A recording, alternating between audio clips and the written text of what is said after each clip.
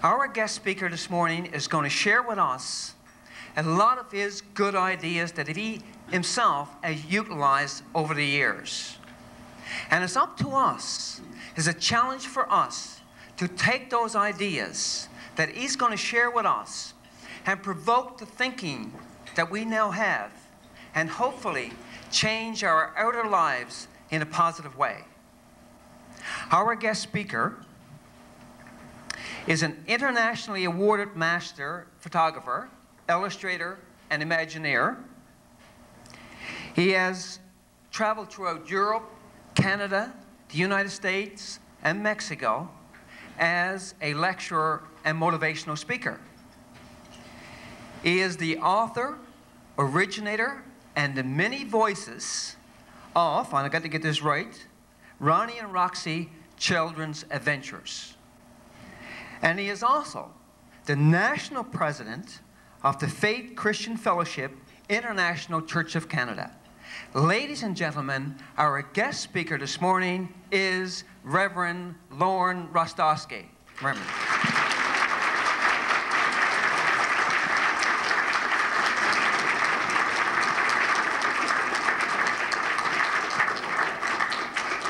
Thank you.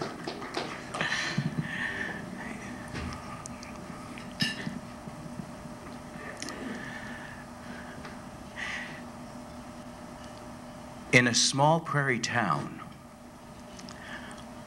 on a hot summer day, on Main Street, the hardware store door is wide open. Inside, the owner is standing behind the counter with a felt marker and a large piece of bristleboard, and he's printing something out. He's making a sign. When he finishes, he puts the top back on the felt marker, he puts it down, picks it up, looks at it, smiles. He's happy with the way it turned out. And he reads it. Puppies for sale. He puts it down, goes gets a step ladder, hammer, a few small nails, sets it out over his doorway, and goes up with the sign and starts nailing it up over the doorway. Before he's even down off the ladder, the normal things happen. Because signs like that have a tendency to attract children. And there's a little kid standing there looking at the sign. Puppies for sale. Hey, mister, how much you selling your puppies for? The kindly old fellow looks down and he says, oh, somewhere between $30 and $50 each. Little fella reaches in his pocket. Mister, I got $1.23. Can I see your puppies? He doesn't even get down off the ladder. He just kind of leans in through the window. Here, girl. Come on, girl. And out of the back of the store prances this graceful, beautiful, long-haired collie.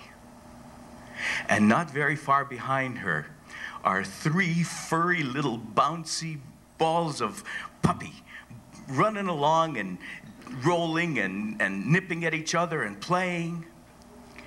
And a short distance behind them limps a 4th little puppy. Aw, mister, what's wrong with that little dog? Well, we just had the vet in yesterday, and he tells me that he was born without a hip socket. Mister, that's the dog I want. No, little fella, you don't want that dog. Yes, I want that. That's the puppy I want. Well, if you really want him, you can have him for free. Now look here, mister. I want that doggy, and I want to pay full price for him because he's worth full price. As a matter of fact, here's my $1.23 right now, and I'll pay you 50 cents a month until I get him paid off full price. Little fella, you just don't understand. The vet was here yesterday, you know, animal doctor. And he looked at that puppy and he said, that puppy was born without a hip joint. You just don't understand, little fella. That little puppy is never going to be able to run and play and jump the way the other puppies can.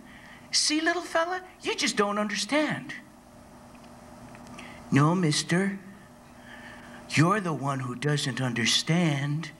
And he reaches down, grabs his right pant leg, and hauls it up, exposing a skinny, twisted, crippled little leg supported by a big metal cast. See, mister? The way I got it figured, when that doggy grows up, he's going to need somebody who understands.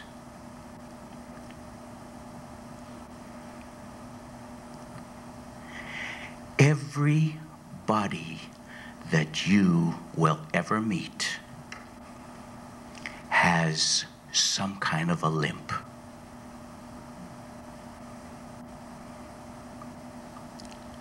Could be something so far inside, so well hidden, that you just wouldn't be able to spy it immediately, but it's there.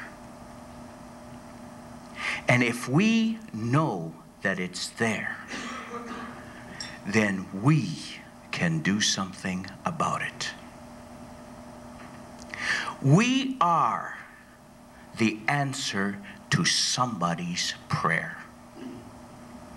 We are the good news that somebody is going to experience. We are the joy of somebody's day. It's ours.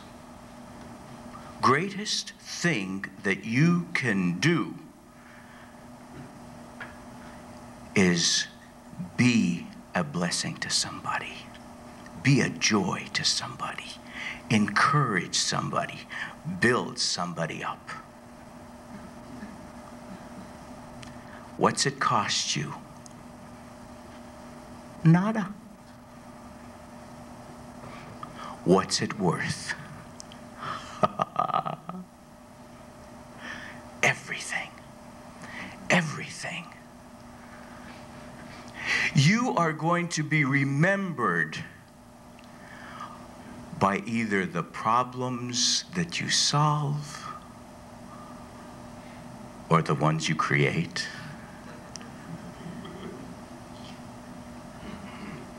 I want to be a solver of problems. I'm a busy person. My last day off was March the 10th. I would have loved to have yesterday off, but I needed to prepare for this morning. I would have loved to have time to sleep in this morning, because that happens so rarely. But I'm here. Why am I here? Because I believe that I can make a difference. I'm here because I want to make a difference. When turtles lay their eggs in the sand, they abandon those eggs and they swim off in the ocean. And as the sun continues to incubate those eggs, eventually all of these eggs start to become little turtles. And little turtles don't like living in the sand. They want to head for the water. So out of the sand they come. And all at once, within minutes of each other, hundreds of thousands of little turtles are scooting from the sand along the beach, headed for the water to go experience life. And hundreds of thousands of seagulls are waiting for them to poke their heads out because they're tasty at that age. An old philosopher was meditating and walking along the beach during such a time as this, watching all of the birds come down and eat all of these little turtles. And as he walked along, he saw this little boy, hardly big enough to go back and forth between the sand and the water. But this little guy was going up, he'd run over, he'd pick up a little turtle as it would stick its head out of the sand, he'd grab it, and he'd run with those little feet all the way down to the water, and he'd throw them in the water, and then he'd run back and pick up another one, and the old philosopher just watched him. Finally he said, "Little guy," he says, "look at all of the hundreds of thousands of little turtles here. Look at all of the hundreds of thousands of gulls. Little fella like you can't make much of a difference." The little kid hardly slowed down, just glanced up at him, and he says, "I don't know about the others, but I make a big difference to this one." And off he went and put him in. It is so easy to say, but there's so many things happening around us. How can we change them all? Hello? Anybody home? Why change them all? You can't change them all, you're right. And if you water yourself down so much, you're useless to everybody. Change one. Change two. Change three. But when you change them, strengthen them. You're multiplying yourself. You're multiplying the ability to reach and touch and change lives. Because after you've helped one and set them strong and firm on the path of helping others, now there are two of you. Next, there's going to be four. Come to think of it, maybe we can change the world. I want to show you some stuff. Those of you who already know me, know that I'm a very deep individual. And this morning, I'm going to prove it to you. You've already heard that wonderful introduction, "I'll pay you later, Glenn."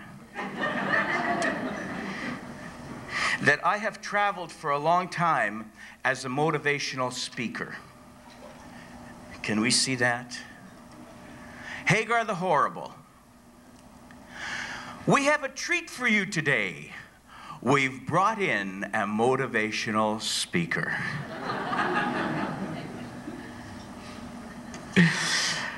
It really doesn't take a whole bunch of different kinds of presentations to make a motivationalist out of someone. Here in the Catfish cartoon, Catfish owns a horse named Molasses. I would never bet on a horse named Molasses.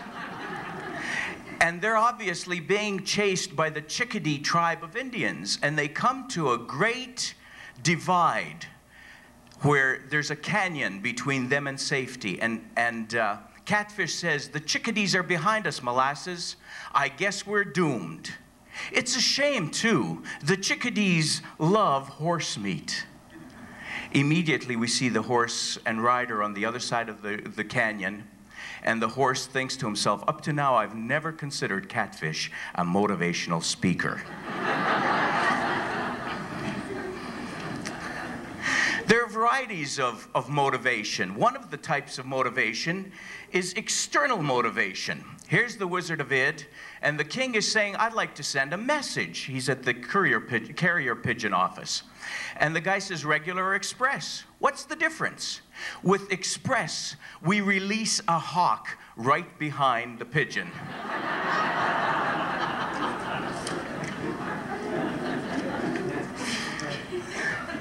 Some of it is self-motivation. Calvin and Hobbes. Hobbes is saying to Calvin, do you have an idea for your story yet? No, I'm waiting for inspiration. You can't just turn on creativity like a faucet. You have to be in the right mood. What mood is that?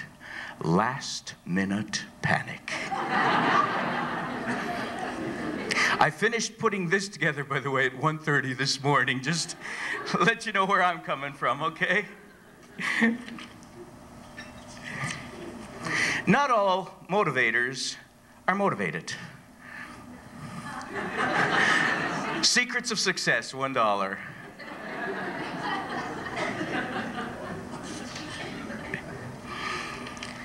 Some motivation is purely circumstantial.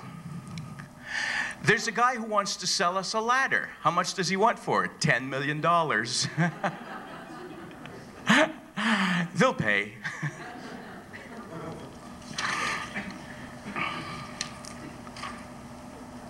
Some motivation is the wrong kind of motivation.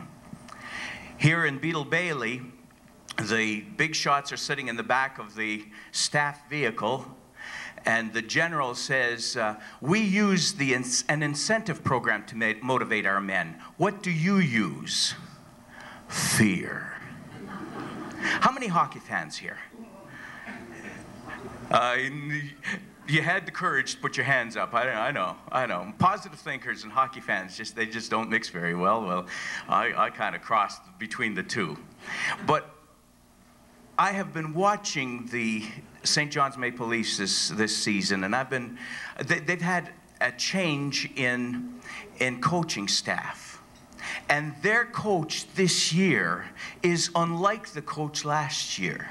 And it was interesting because the coach last year, a lot of people didn't particularly like him. But we know some of the players, and they loved their coach because he was an encourager. This year's coach is a beat 'em up if you do it wrong coach. That doesn't work. It might work in a short run, but it doesn't work in the long term. Using fear to motivate is not a good deal. Fear is the absolute opposite of faith. Fear does something to you that absolutely cripples you. Fear is a strange thing. Let me illustrate to you what fear can do. If I just asked John Snow to come over and I said, John, I got something I want you to do. I've got a board here that's 30 feet long. And it's 8 inches wide. And it's 4 inches thick. It's a good, strong board. And John, I'm going to lay it down on the floor here, and I'm going to put you at this end. And way over here on this other end, way over here, I'm going to put a $100 bill.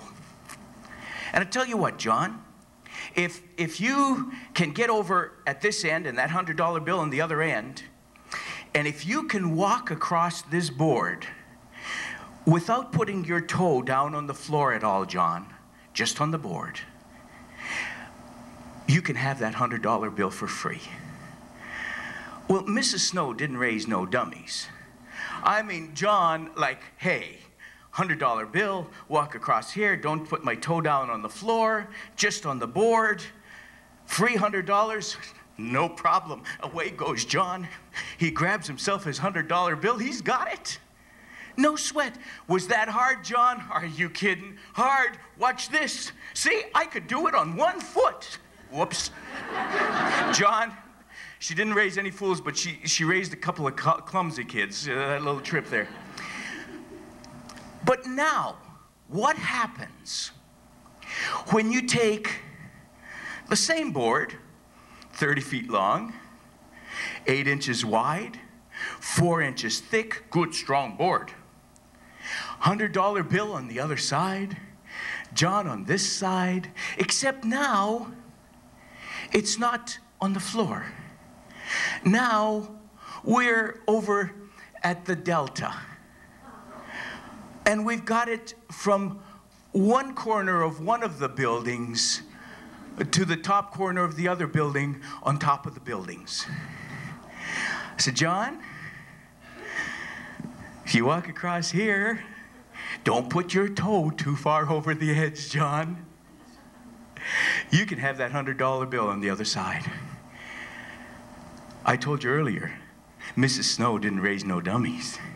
He not going. He not going.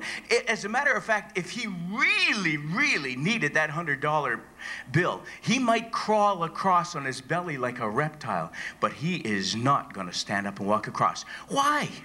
What happened? I mean, as I described this to you, I know you were with me. I know that you felt the tightening up that happens as soon as you started to think of that possibility of failure. Fear is the possibility of failure. It's there. Interesting thing about fear, if you understand it. The acrostic for fear. John, sit down.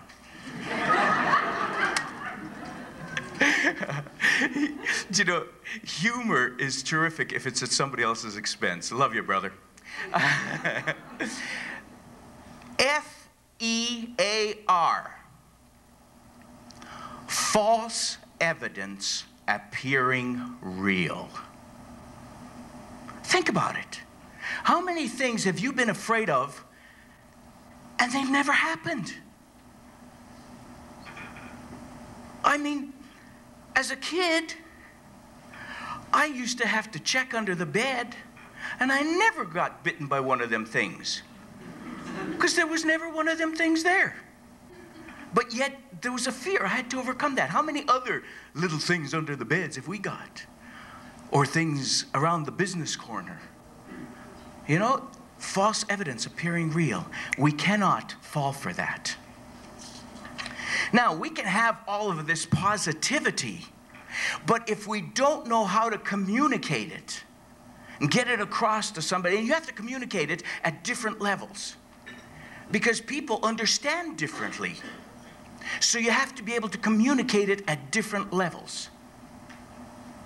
If you can't communicate, it's not going to help you at all. Let me show you this.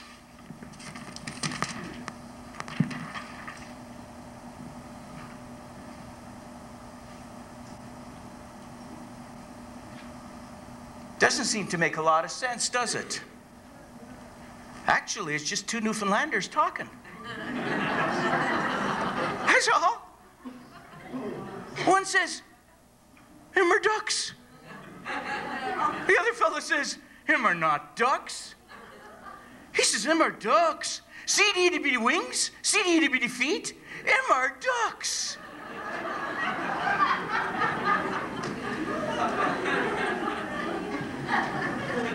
Sometimes there's other reasons that we can't communicate well.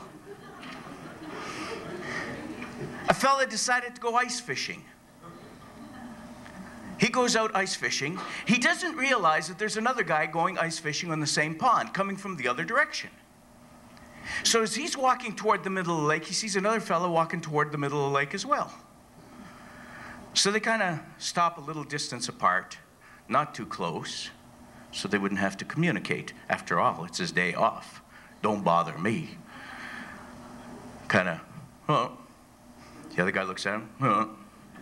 They get their augers out, they cut holes in the ice, and they get all their bait and their lines and their hooks and everything, and they start jigging for fish. And our guy isn't getting anything. And the other guy gets a fish. Our guy still isn't getting anything. The other guy gets another fish, and another fish, and another fish, and another fish. Our guy takes his little box that he brought along as a seat. He turns it around so he doesn't have to watch. Every so often he looks over his shoulder. The guy's got a pile of fish and he's got none. Fishermen are stubborn. But sooner or later that stubbornness breaks and he just, like, the guy's got a great big pile of fish and he's got none. So finally he says, "You're catching a bunch of them, eh?" "Huh?" "Must have a bit of a secret, huh?" "Huh?"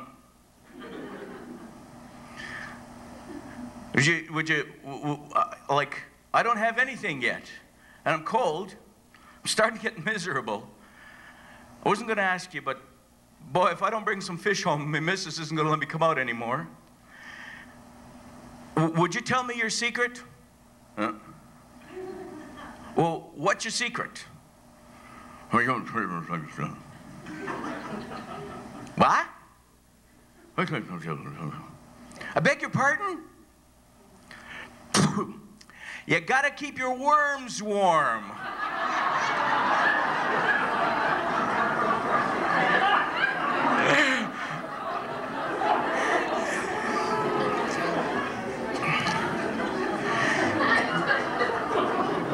The best laid plans that we could ever have need to be flexible.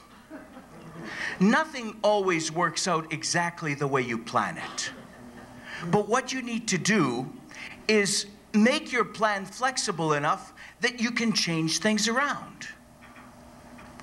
Here in The Wizard of Id, Sir Rodney is reporting to the king, and Sir Rodney's got arrows sticking out of his helmet, out of his shield, all over the place. He says, "I think we're losing the battle." The king says, "Don't we have a backup plan?" Sir Rodney says, "Yes." He says, "Then use it." "All right, man, back up!" Do you know what? Sometimes it's okay to back up. Sometimes you come up against some things that if you continue to stay there, your confidence is going to start to get shaken. And you're going to begin to think that you're a failure. Failures aren't people. Failures are events. If you're in the middle of a failure, back up from the event. Start a new event. Don't let that failure get on you, because you can carry that sucker for so long that it'll destroy you. And you're not going to be the one blessing others. You're going to be the one constantly in need of somebody else coming to lift you up. Speaking of ice fishing, Daddy, what's an optimist?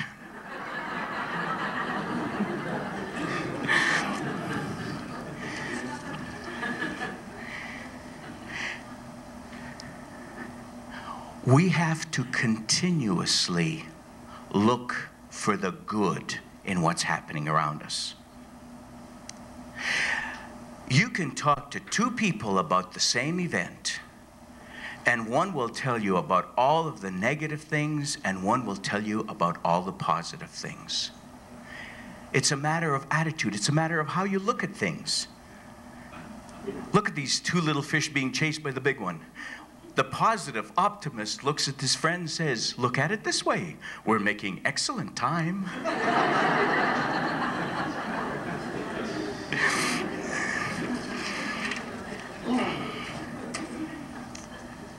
I love this ad. I hope that all of you can see that. It's an advertisement that's entitled, "It Was Just an Idea." And you see an idea, a lit light bulb has been the cartoonist's idea, way of showing an idea for years. Here's the idea.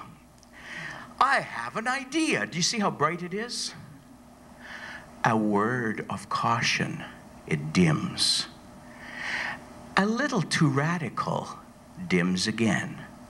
I like it myself, but it dims more.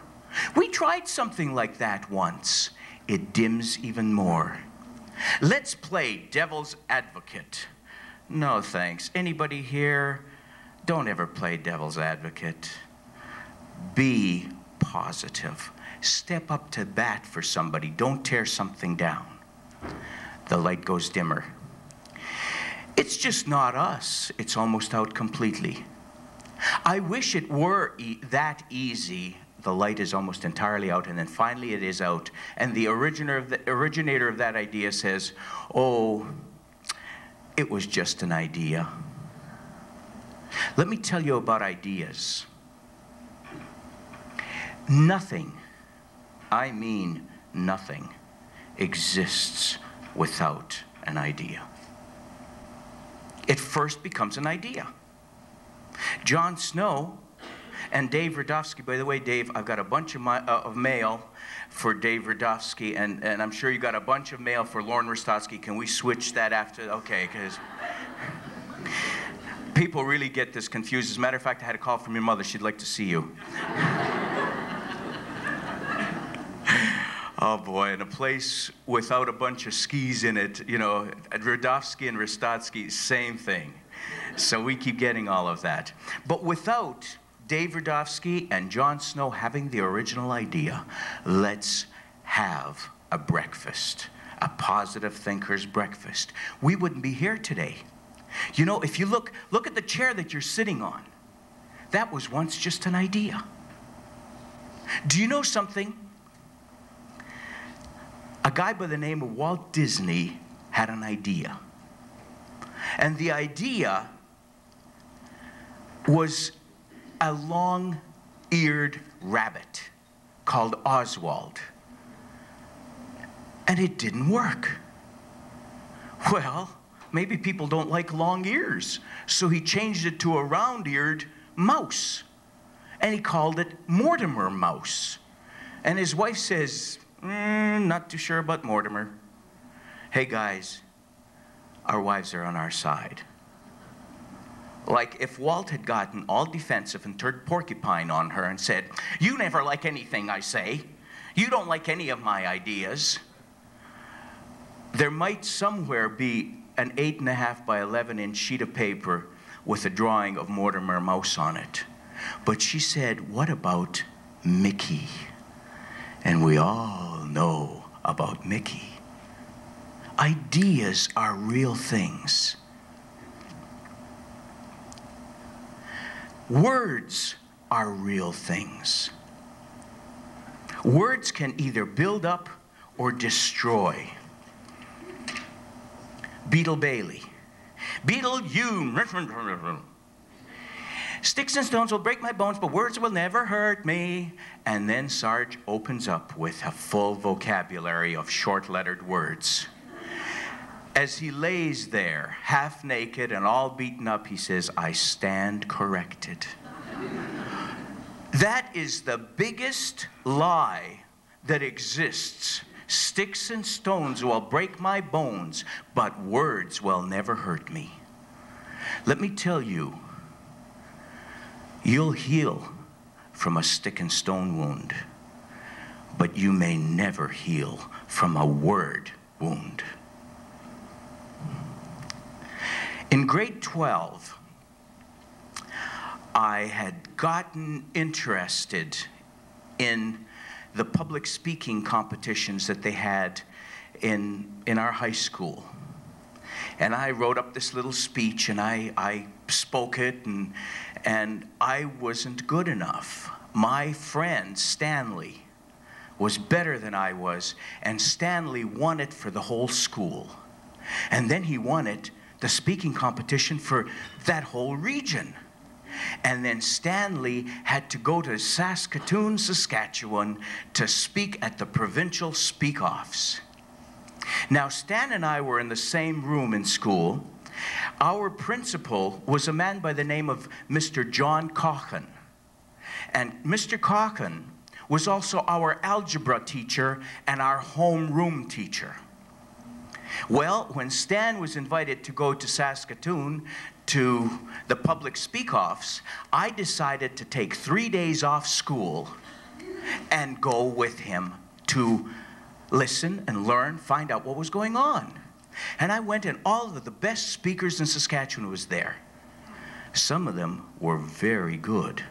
Some were so-so, but they were all good enough to be there. And I sat there. I sat through most of them. I didn't sit through all of them. I sat through most of them for 3 days. And I was learning stuff. And I tell you, I was really, really pleased when I came back. I had learned something.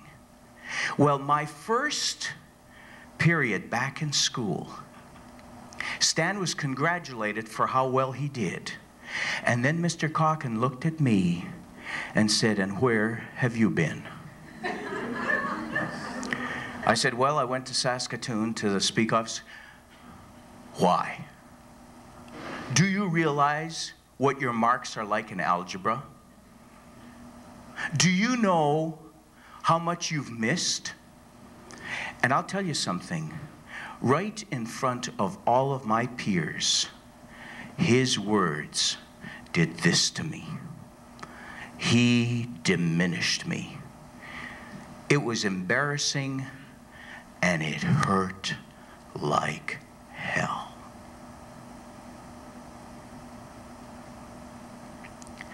And then a few years went by, and I started to speak here, and I started to speak there, and I'd get invited there, and then they'd tell some people over there. And before long, I was talking to people, you know, audiences like this of 1,000 or more. I'd get invited to the States, Mexico, travel through Europe, private plane, the whole works. And I can remember there was one time I went to speak in the States. I got paid $5,000 for standing up and speaking. I mean, $5,000, I've never made that much money in my whole life. Holy moly.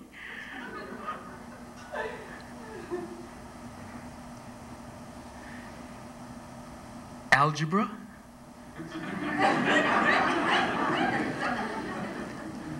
$6.95 I could get a calculator that could do what Mr. Calkin was trying to teach me and beat into my brain. Incidentally, I still can't use a pocket calculator. I think it has something to do with words from back there. And I'll tell you something. I could hardly wait to get back to my hometown, because I had a plan. I didn't even buy a pocket calculator. I got a loan of a friend's pocket calculator. That's how much. I mean, $650 was no big deal, but why spend good money on a pocket calculator? Sorry about that, Paul. I know you're an accountant, but you like people like us who don't know how to work with numbers, right? Makes your life good. Yes. And I went back home to tell Mr. Calkin. But he pulled one on me. The nerve of the man. Do you know what he did? He died. Before I could get to him and tell him, the man died. Oh, please, God, he went to heaven, because I want to talk with that man. And if he went to the other place, it's not that important.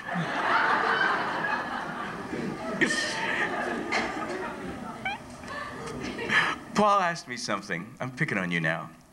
But you were involved with Toastmasters and stuff. And you were asking me, do you get nervous before you speak? Yeah, bet your biffy I do. I do. I've been doing this for years, and every time I get up, I get nervous. I got all this enthusiasm and excitement going in all kinds of directions, and what I got to do is bring it together and focus it. You need to know that nervousness, this excitement, is your friend. And public speaking is no easy deal. I'll tell you a little story about a public speaker. There was a guy who was doing something similar to what many of the speakers here have been trying to do, to get practiced and move along, get more experience to where you can finally stand up in front of the crowd, whatever your definition of the crowd is. And this guy had been working for years, speaking to this little group of 6 people, and that little group of 4, and that little group of 12. And then he started to get more confidence and better stories and better delivery, and they started to know about him. And finally, the big day came, and there he was, invited to the meeting of the year in his city. And they sat at a head table. He sat between the mayor and the president of the organization. And he was so proud of himself. And just as he was finishing his dessert, the introduction person stood up and began to introduce him. And as he took one last bite into his dessert, his dentures broke. And all of this joy that was dripping off him, this enthusiasm that was just beaming out across the place, suddenly went. And the president looked at him and he said, what's wrong? You just broke my top plate, you can't speak. I beg your pardon? Broke my top plate, but I can't speak. You broke my top plate. I don't understand you. What did you say? Me top plate, boy, I broke my teeth. My teeth broke. He says, you broke your dentures? Yes, that's what I said. I can speak now. He says, no problem. Reached in his pocket, slid his hand along under the table, and passed him something. He looked down. Oh my God. False teeth. He takes his own out. He puts these in.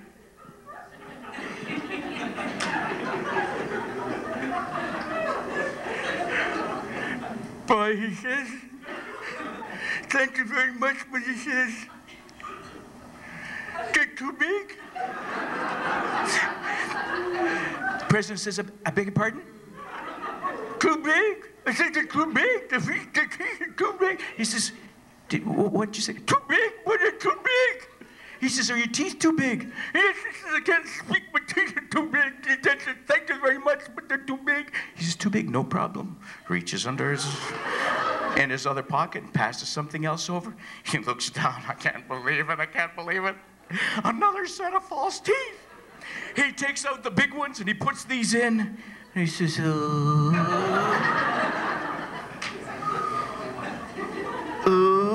he says, they're too small. Guy says, I beg pardon, too small. He says, too small. He says, full fit, it's too small. Did you say your teeth are too small? Yes, boys, they're too small, boys. No sweat, reaches in another pocket, passes him, and he looks down, another set of teeth. And as he puts them in his pocket, the introduction has just been completed. Let us give a warm welcome to our guest speaker. And he puts these teeth in. And they fit great. And he gets up there. On the brink of disaster, and he has come back. What a man. And he begins to present his speech. He has them laughing, he has them crying, he has them roaring, and then he has them in silence. He's got them in the palm of his hand, the best he's ever been. Oh, and when he's finally finished, standing ovation all through the place, and he sits down, encore, encore, encore, and he stands up again, they're cheering, and he just tells another little bit, and he sits down, and he passes the teeth back to the president, and he says, sir, he says, I'm so thankful that the president of this organization is a dentist. Dentist? No, sir, he says, I'm an undertaker.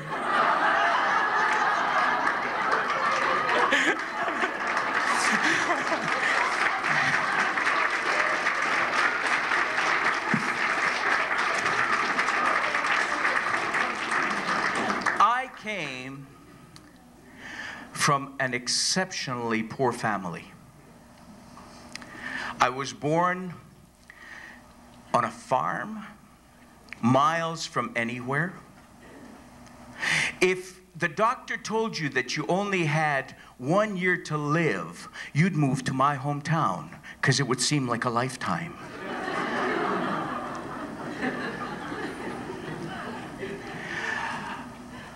My English was pitiful, because I grew up, I didn't learn English until grade 1. I spoke Ukrainian. I grew up in a Ukrainian community. And my English was kind of like every Saturday we would walk the streets down and look the windows in, walk dressed up real nice, look one like each. For me to have come to where I am today is because of words. Didn't have enough money to get an education. Put down by a lot of people. But two guys, my dentist, a Dutch man from Holland, and a black veterinarian from Trinidad who lived in my little hometown, had a chat about me, and they approached me and said, "Do you know, we believe in you. There's a lot of stuff in you that nobody's ever seen yet.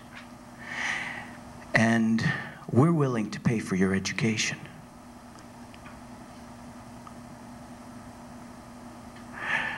Fortunately, in one sense, I never had to take them up on it. But I drew out of that a lot more than money could buy. Two guys, foreigners, who had no reason, approached me and said, "There's something in you, boy." And I started working with a company that started to travel across Canada. And I can remember one time being in Moncton in a flea bag motel. They didn't even have televisions in the rooms. They had a television in the main lobby. And all of the people that were staying there would come and look at TV together. And I can remember getting up and walking between the viewers and the television and saying, "Excuse me." And one of the men got up and followed me out, and he said, "You said, 'Excuse me.'" I said, "Yeah." He says, "You're going to make something of yourself, boy." All I said was, "Excuse me." Don't know who the guy was. Haven't seen him since. But I've never forgotten those words. You're going to make something of yourself, boy. Your words mean something to somebody. They are not to be taken lightly. You carry in your mouth the power of life and death. Oh, you're not going to kill somebody dead on the street. You're going to do something far worse than that. Make them decay from the inside out a little at a time. And that'll spread to their spouses, their children, and their children's children. Or you can put life into them. From inside you to inside them. Powerful.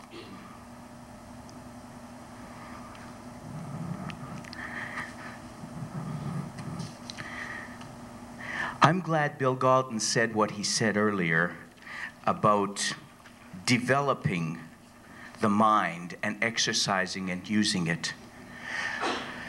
Part of the reason that the positive thinkers have had questioning glances tossed at them is over the years, everybody's encountered a positive thinker or two that have been a sandwich short of a picnic. Look at Archie and Jughead. Archie says, "Chowderhead, how do you expect to pass the test if you didn't study?" Never underestimate the power of positive thinking. And then he's in his exam room and he is perspiring and his paper's got nothing on it. And as he's walking out totally defeated, Archie says, "Well," he says, "never overestimate the power of positive thinking either."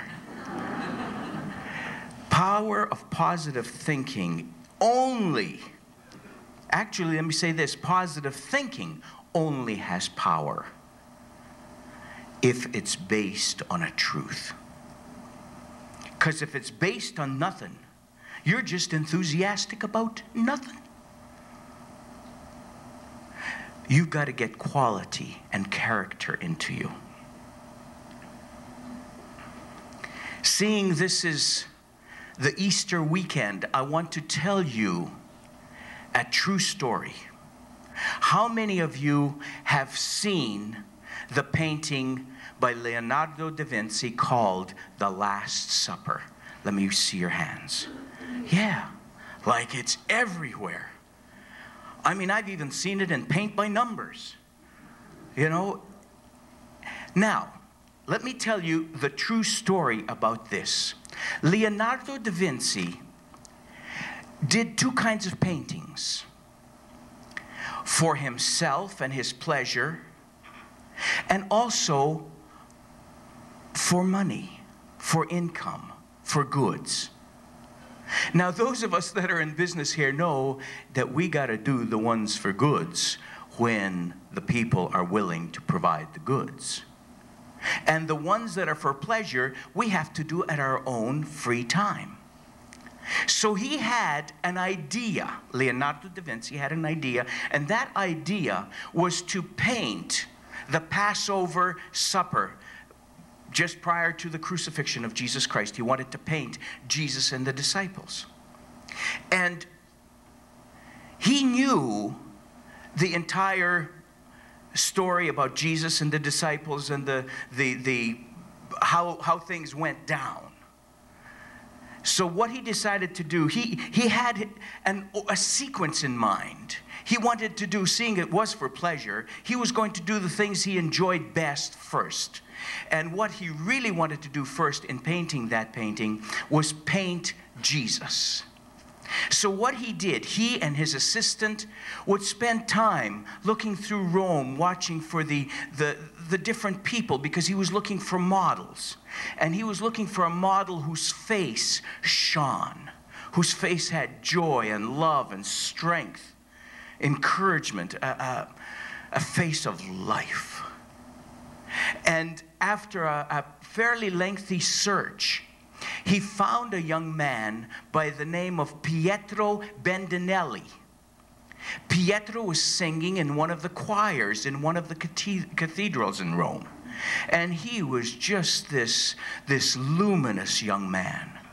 So the assistant talked with Pietro, and they arranged for a fee, and they hired him to model.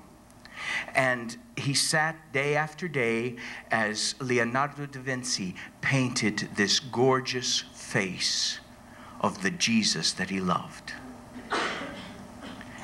And then other painting jobs would come up, and he'd go back to doing his work.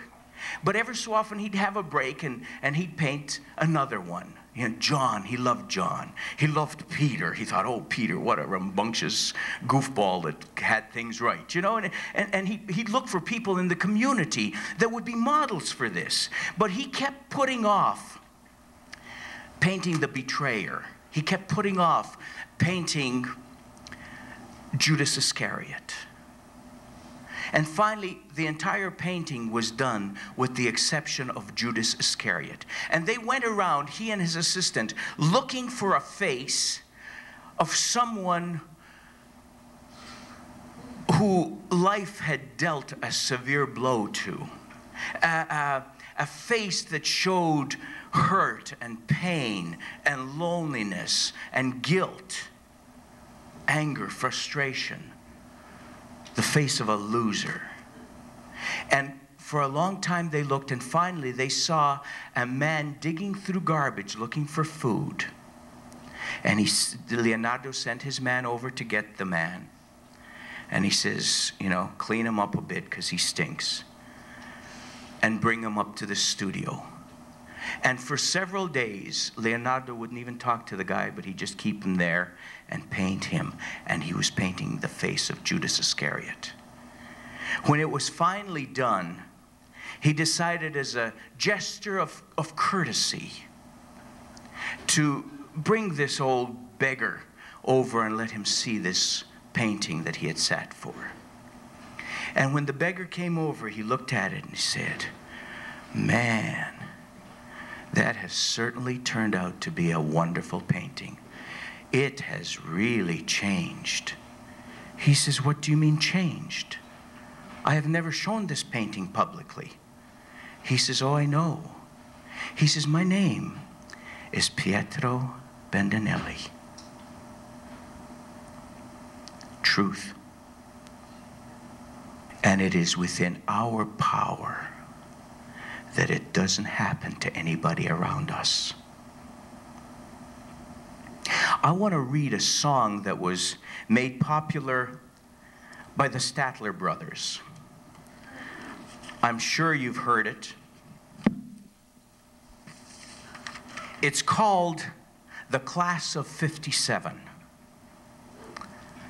That could just as well be the class of 97, the class of 83, the class of 72, class of 65. What year did you graduate? Tommy's selling used cars. Sally's fixing hair. Harvey runs a grocery store, and Margaret doesn't care. Jerry drives a truck for Sears, and Charlotte's on the make. Paul sells life insurance and part-time real estate. Helen is a hostess. Frank works at the mill. Janet teaches grade school and probably always will. Bob works for the city, and Jack's in lab research. And Peggy plays the organ at the Presbyterian church. And the class of 57 had its dreams. We all thought we'd change the world with our great works and deeds. Or maybe we just thought the world would change to fit our needs. The class of 57 had its dreams. Betty runs a trailer park. Jan sells Tupperware. Randy's on an insane ward. Mary's on welfare.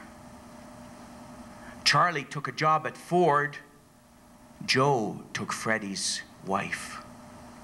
Charlotte took a millionaire. And Freddie took his life. John is big in cattle. Ray is deep in debt. Where Mavis finally wound up is anybody's bet. Linda married Sonny. Brenda married me. And the class of all of us is just part of history. And the class of 57 had its dreams. But living life day to day is never like it seems. Things get complicated when you get past 18. But the class of 57 had its dreams. Ah, the class of 57 had its dreams.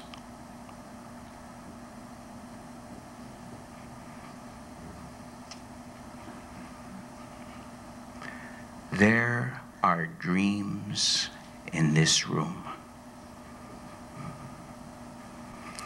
There are dreams in the lives of those around you.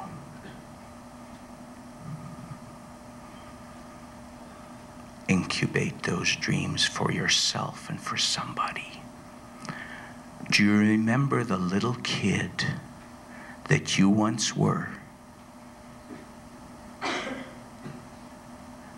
And it was raining outside, and you were too little to go out and play? And your mom and dad said, no, you can't go out, it's raining too much. But you'd look out the window and you'd see the grown-ups, and they were allowed out in the rain. And you said, boy, when I grow up, I'll go out there. And you thought many things since that point. Boy, when I grow up. Ladies and gentlemen, that little child is still alive in you today. And if I can say anything to you that's of any value at all, do not disappoint that little child. All of you know I'm a minister, so I'm going to close in prayer. I'm going to pray for your success and the success of those around you. Heavenly Father, we come to you right now in the name of Jesus Christ. And I just bless these people. Your desire for them is good. You said, Jesus, that I came that they might have life and that they might have it more abundantly. And I pray for that abundant life for these people right now. And Lord, that gifting that's within them, that something special that you have put in them that is not in anyone else, right now, in the name of Jesus, I stir up that gift, that strength, that understanding, that wisdom, that joy. Lord, that joy that's within them, I stir that up to their faces. Let their faces radiate the joy that's in them. And Lord, these people want to be used to affect the world positively. And I know you're in agreement with that. And if any of us on earth agree about anything we pray for, it shall be done for us by our Father in heaven. In Jesus' name, amen. Thank you very much.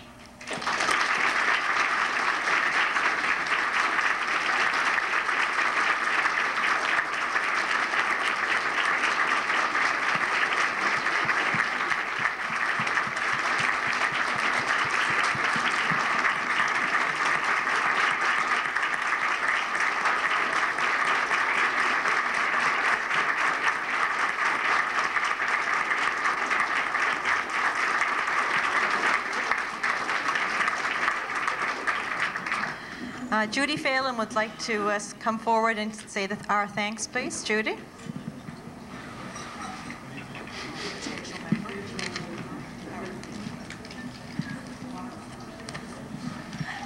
Well, when I was first asked to do this, I didn't know if I could or not. I had never done anything like this before. I was very nervous. I didn't know what I would say when I got up to thank Reverend Rostotski, but he's made it so easy with such a wonderful, entertaining talk this morning. I kept jotting down things to bring up about what he talked about, but there's so many interesting things that he brought up. There's no one specific thing that you could really bring up without leaving something important out. But I think mostly what come across is how important the power of words are. We all got to think before we speak, so we don't say anything to hurt other people, I think is basically what Reverend Rostotski was trying to get across. And I would like, on behalf of the Positive Thinkers, to offer him a little token. If he will come forward. And one other thing you said about being nervous before you speak. I'm so glad you're nervous before you speak, too. There you go.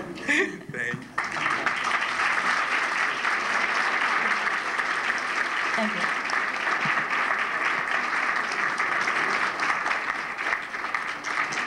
I'll ask Dave Rostotski to come forward. He'd like to introduce our special guests. Dave? Oh.